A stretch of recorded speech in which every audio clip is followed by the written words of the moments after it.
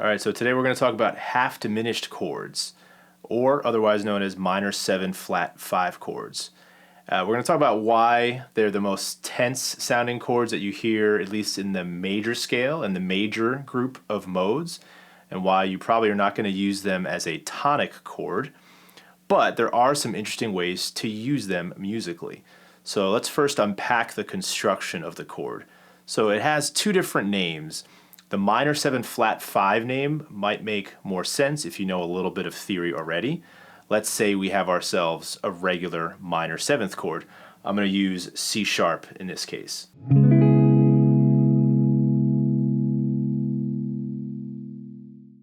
Now, if the fifth interval in that chord is flat by 1/2 step, we get a minor 7 with a flat 5.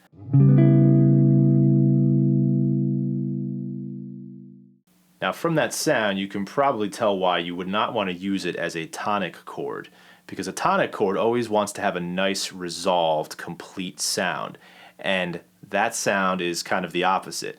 It's creating some tension and some anticipation of going to another chord. So the first way to use it would be in a chord progression as a leading tone back to the resolved chord, usually the tonic chord.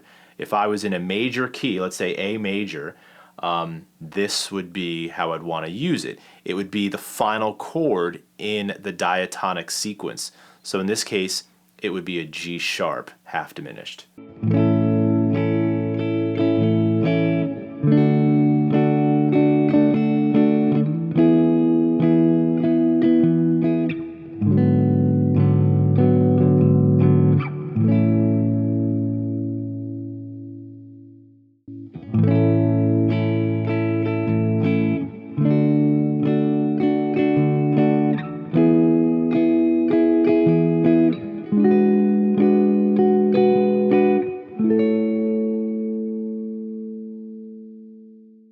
Still sounds a little unconventional. You don't really hear that very often in songs, but it has its use there. This is how it would sound in the minor key. It is the 2 chord in this case. So if I was an A natural minor, it would be a B half diminished.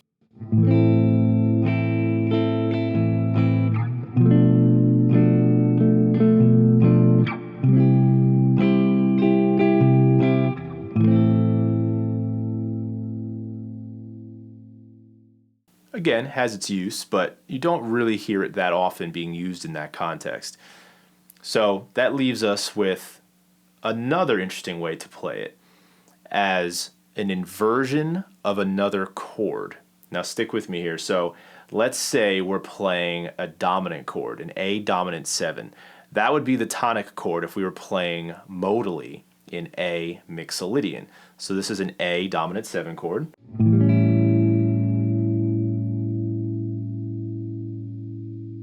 So the half diminished diatonically would be C sharp.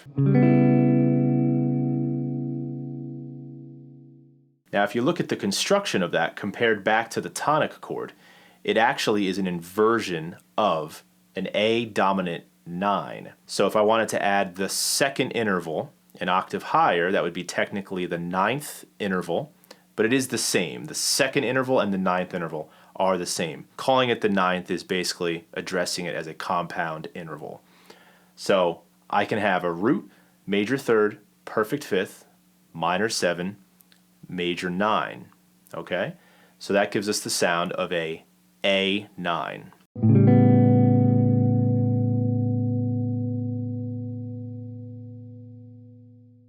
So if I look at an A dominant 9 and a C sharp half diminished, or minor 7 flat 5, I realize that they have the same notes in them.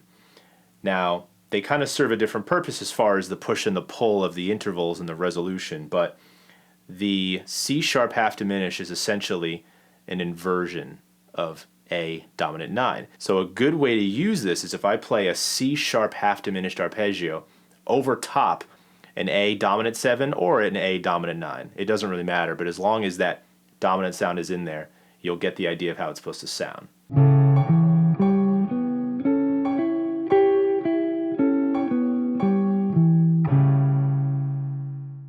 So you can tell that that kind of makes a little bit more sense now, hearing it being used that way. Totally different context. Doesn't really have that half-diminished sound anymore. It has more of a dominant sound. So if I'm playing in a Dorian chord progression, let's say I'm in a Dorian.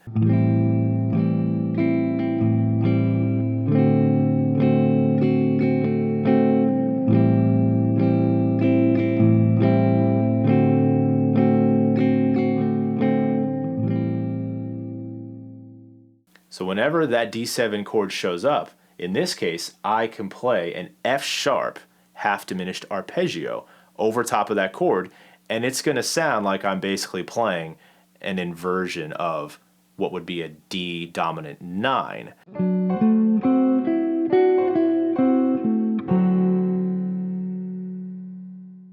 The other way you can use it then is if you know that it's an inversion of a dominant 9, I can use it as a chord substitution.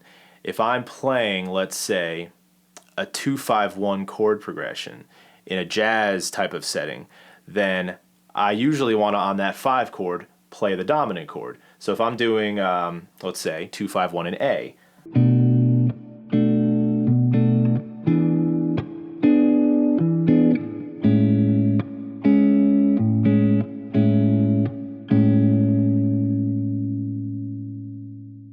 the dominant chord there is E7 or E dominant 7. Let's say I want to sub that chord out just to give it a little bit more variation in the color, and I can play a G sharp half diminished in lieu of that 5 chord. Let's see what it sounds like.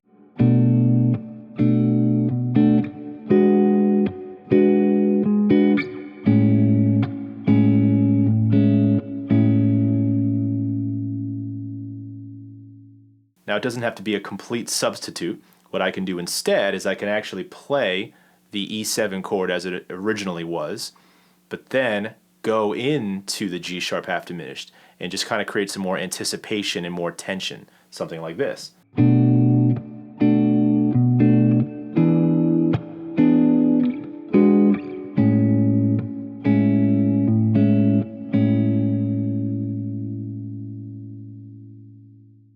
And obviously, let's go back to the Dorian example too.